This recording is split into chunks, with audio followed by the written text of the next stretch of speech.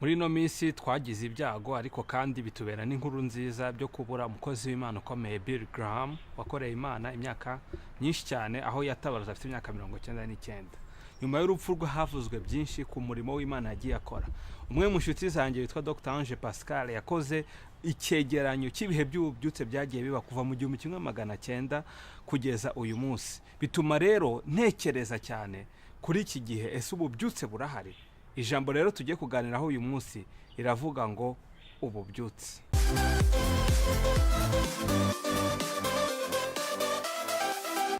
Yesu ashimwe bene data. Bahaye ikaze muri Ndetse Impact Show uyu munsi. Ntago wavuga ijambo ububyutse utarebye inkomoko y'ububyutse. Inkomoko y'ububyutse itangirana n'igitabo cy'ibyakozwe n'intumwa. Uyu munsi rero tugiye kureba ni ibiki byerekana cyangwa se ni ibiki bibanziriza ububyutse cyangwa se ni iki gituma haba ububyutse. Turaza kureba rero ibice cyangwa se imirongo mu byakozwe n'intumwa yagiye ituma haba ububyutse. Ikintu cya mbere gituma haba ububyutse ni ukumanukirwa n'umwuka wera cyangwa se ni ukubatizwa mu mwuka wera. Bibiliya iratubwira mu gitabo cy'ibyakozwe n'igice cya 8 na amagambo Yesu yabwiye abigishwa ngo icyakora muzahabwa umwuka, muzahabwa imbaraga, umwuka wera nabamanukira, kandi aho ngaho niho muzaba abagabo kumpamya i Yerusalemu n'i Yudaya n'i Samariya kugeza ku mpera z'isi. Yesu ashaka kubereka yuko ububyutse ni ukwamamara k'ubutumwa bwiza, ni igihe Yesu akuzwa, ni igihe Yesu abwirwa isi yose. Rero ikizatuma haba ububyutse, ikizatuma Yesu yamamazwa nuko muzamanukirwa n'umwuka wera. Umwuka wera amaze kumanuka nibwo imbaraga z'Imana zatangiye gukora. Mu byakozwe n'ibice 2 umurongo wa 4 ngo umwuka wera arabamanukira, ngo batangira kuvuga mu zindi ndimi. Yerekana yuko umwuka w'Imana amaze kumanuka. Aho ngaho twabonye Petero atangira kuvuga ashize amanga, abwiza abantu ubutumwa, abantu 300 barakizwa. Byerekana yuko imbaraga z'umwuka wera zatangiye gutuma bashira amanga kuvuga ubutumwa. Icya kabiri cyerekana ububyutse ni ubumwe bw'umubiri wa Kristo cyangwa se ubumwe bw'abizera. Turi muri icyo gihe cya Pentecote ko turavuga ko ububyutse bwatangiranye itorero ryavukiye mu byakozwe n'intumwa. Batubwira nyine muri icyo gice cya 2 yuko ngo bari hamwe bahuje umutima, ngo kandi ngo bari kumwe bahuje bari umwe. Icyo gihe nibwo umwuka wera yamanutse. Nta na rimwe ububyutse bwigeze buba umubiri wa Kristo urimo ibice.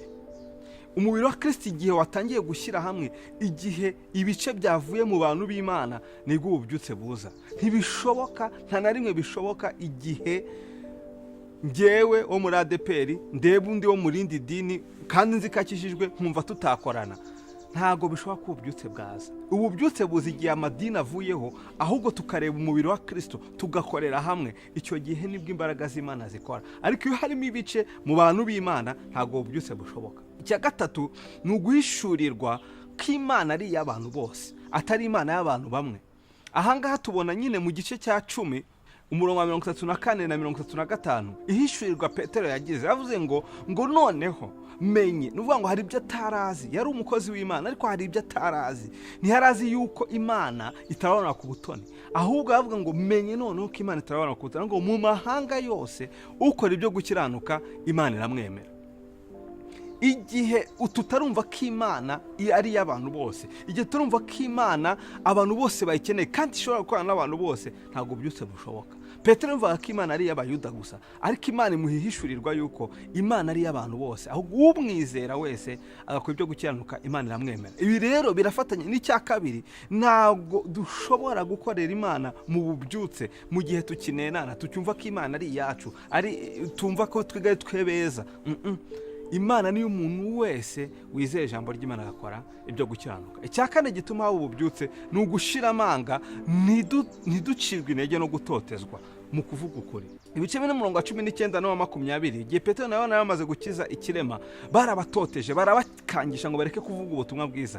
Ariko 19 avuga ngo babaza abo babatoteza ngo ngaho muhitemo, twumvire mwebwe cyangwa twumvire Imana. 20 avuga ngo ariko ntibishoboka yuko twareka kuhamya ibyo twumvise n'ibyo twiboneye kabone n'ubwo mudutoteza.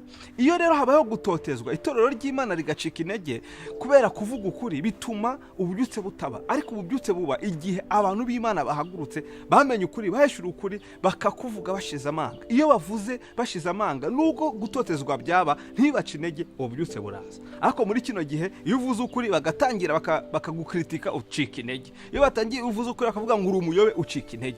Ariko igihe uzi ko uvuga ijambo ry'Imana, nubwo bagukubita, nubwo bagukangisha, nubwo bagufunga, ndetse nubwo bakwica, ugakomeza kuvuga ubutumwa bw'Imana, ububyutse buraba.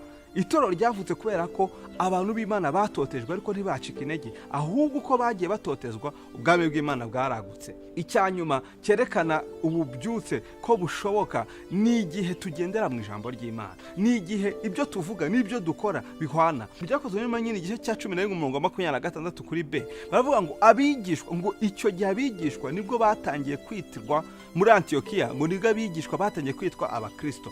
Barebye uburyo babayeho, babona ko basa na Kristo. Mu byo bakora babona ko basa na Kristo, babita abakristo. Ariko ikibabaje muri kino gihe, abakristo ntabwo basa na Kristo.